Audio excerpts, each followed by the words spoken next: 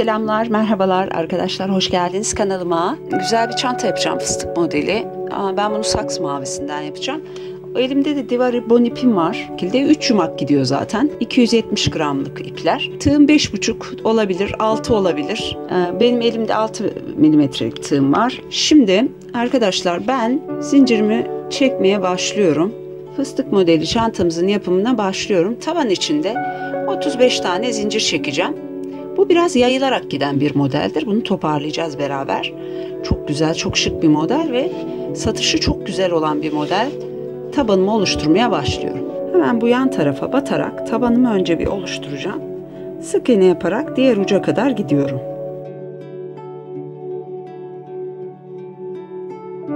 Arkadaşlar bunu kağıt iple de örebilirsiniz. Kağıt ip serttir. Rafya ile de örebilirsiniz. Bu ip ve 5,5 numara 6 numara tığıyla daha güzel duruyor. O yüzden ben bunu tavsiye ediyorum tabii ki.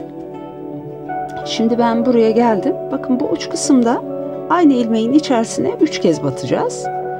Şöyle 1 2 3 uca battık. Tek tek sık iğne yaparak artık buraya gidiyorum. Oval çanta tabanı yapılışı videom var arkadaşlar. Oradan bakabilirsiniz. Evet arkadaşlar bu uca geldim. Bakın bu uçta da tam buraya battım. Sık iğnemi yaptım. Zaten dönüşte şuraya 2 tane batmış gibi olmuş. Ben şuraya tutturuyorum. Kapattım. Bir zincir çekiyorum. Bakın buradaki dip kısma 2 tane hemen batacağım. Artık bu sadece oval kısmı büyütüyoruz. Buraya hemen 2 tane batıyorum. 2 tane battıktan sonra tek tek sık iğne yaparak gene bakın böyle her ilmeğin içerisine birer birer batarak diğer başa kadar da gidiyoruz. Instagram sayfamda da bu çantamın aynısından vardı. Arkadaşlar çok soruldu. Normalde koyu renkle çalışmamaya elimden geldiğince gayret ediyorum. Çünkü sizin görmeniz açısından şuradaki hemen bu köşe ilmeğin içerisine buraya şöyle 2 battım. Hemen şu yanındaki ilmeğe de 2 battım. Yani burayı da 3 tane çift. 3 çift yapacağım. Tam tepe noktasındaki. Çünkü yuvarlatıyoruz. Artık burası oval bir şekil alacak. 1 2 3 çift battıktan sonra burası tek tek. Şu köşeye de 2. Burayı da tam 3 çift sık iğneye tamamladım. Şöyle. Burayı da tamamladıktan sonra yan tarafa tutturdum. Şöyle bir zincirimi çektim bakın. Tutturduğumuz tam ilmeğin içerisine şöyle gene 2 bat. Tam ilmeğin tutturduğumuz yere batacaksınız arkadaşlar. Yanına tam buraya bir çift şöyle. Ondan sonra tek tek. Yani bu üst kısmı 5 çifte tamamlayacağız. Burada da 2 2 2 2 burayı 5 çift yapacağız. Bu ara boşluklara da 2'lerin içine de 2 batarak 5 çifte burayı tamamlayacağız. Burayı iyice oval yapmamız lazım çünkü. Sonrasında gene tek tek sık iğne yaparak. Şimdi bu köşeye geldim. Burayı da 1 2 burayı da 5 çift sık iğneye tamamlıyorum.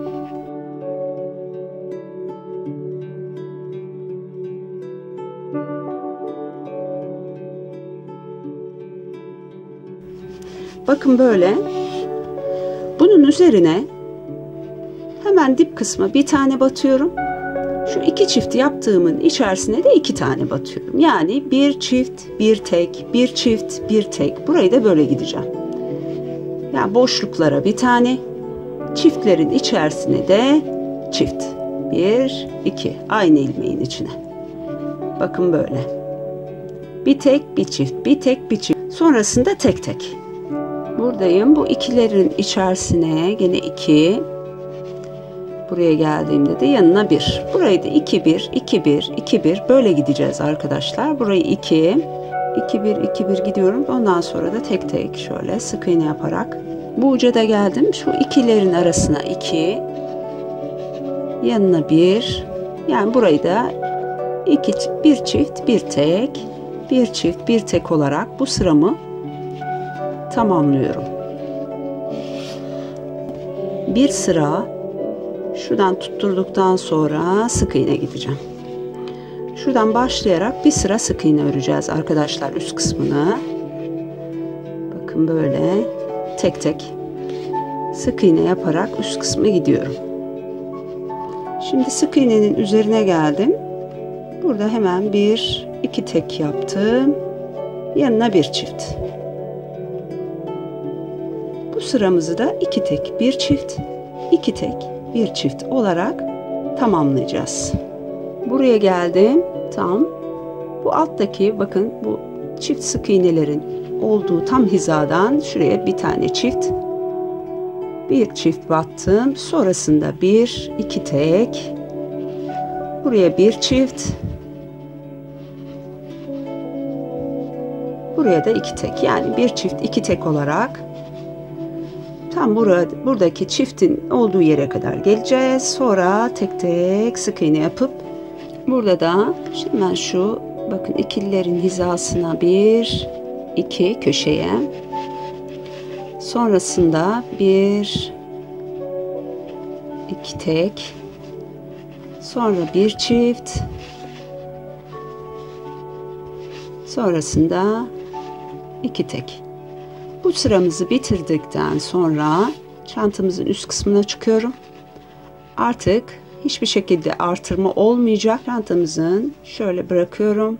Hemen arkadan ilmeğimizi alıyorum.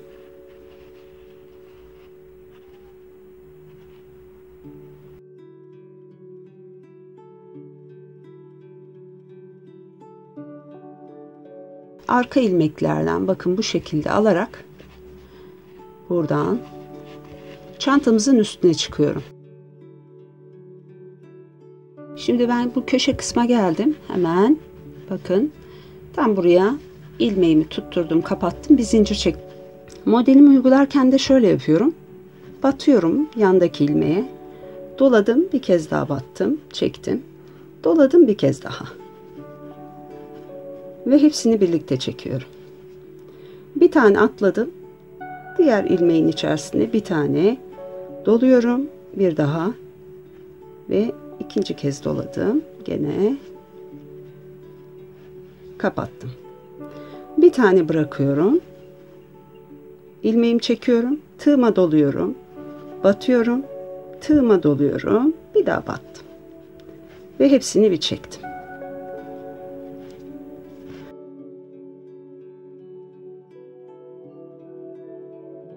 Bu açılarak giden bir model. Yığılan bir model. O yüzden endişeye kapılmayın. Buna formu biz vereceğiz. Burada hemen bu yan tarafa kaydırma yaparak bu şekilde kilitleyip bir zincir çekiyorum. Gene bu dip kısma battım, doladım. Bir daha battım ve doladım, bir daha battım. İsterseniz burayı sadece iki kez de dolayarak örebilirsiniz. Üç kez olması şart değil arkadaşlar. Şimdi buraya geldiğim zaman da bakın şu aradaki ilmeğin, yani burada iki tane ilmek var. Bir tanesi burada, bir tanesi burada. Bu üst kısma batıyorum. Doluyorum. Gene aynı içine batıyorum. Aynı ilmeğin bir daha batıyorum. Burayı da bu şekilde örerek gideceğim. Anlamışsınızdır umarım. Buraya değil, tam bu fıstığın yanındaki, fıstık modelinin yanındaki bu ilmeğin içerisine battım, çektim, doladım, bir daha çektim ve bir daha doladım. Burayı sadece, yani arkadaşlar 3 kez doluyoruz ama 2 kez de dolayabilirsiniz. Yani 3 kez dolamanıza da gerek yok.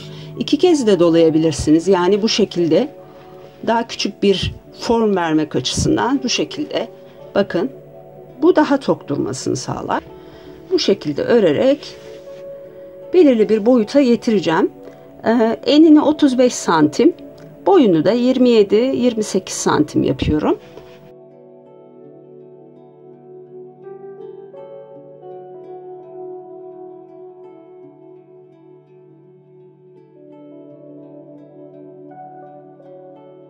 Şimdi bunu da şöyle bir şey yapıyorum. Şuradan hemen çantamızın bakın bu iki yanından hemen kenarlarından alıyorum. Şu yanların böyle durması lazım. Bunun da hemen şuraya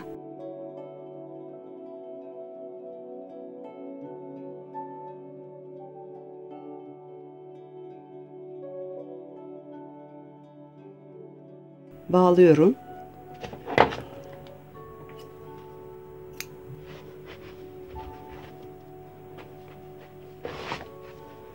Aynı işlemi burada da yapıyorum. Şöyle eşit olduğundan emin olun kenarlarının. Hemen şuradan da alıyorum. Çantamızın şu kenarlarını içine aldım. Bunun üzerine bir sık iğne gideceğim. Sık iğneye buradan başlayacağım. Bitiş yerim de burası olsun. Şu köşe değil, daha düzgün durması açısından. Hemen şuradan buradan sık iğne yaparak tek tek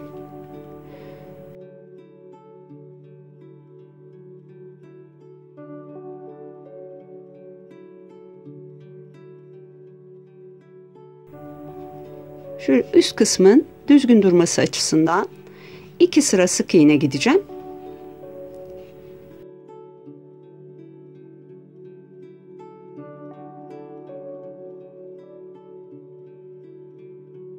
Bu bağlantı noktasındaki ipi çıkarmayın. Bunu içeriden gömerek şu ilmeklerin arasına geçiririz. Çünkü o önemli. Bakın burayı ördüm. Hemen bağlantımı ipi bağladığım yerden bir tane aldım. Ve diğer ipi bağladığım yere de bir tane battım. Üst kısmı sık iğne yaparak gidiyorum.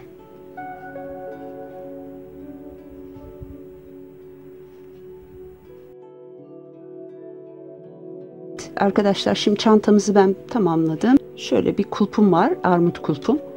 Onu da buraya dikeceğim. Ben bitirdim. Kulplarımızı da taktım. Gördüğünüz gibi. Astarımı da diktim. Bakın astarımızı da bitirdim. Çok da güzel bir astar yaptım. Kendim diktim. Çıt çıtını da yaptım. Başka bir videomda başka bir çanta yapımıyla görüşmek dileğiyle. Teşekkür ediyorum izlediğiniz için. Kendinize çok iyi bakın. Hoşça kalın.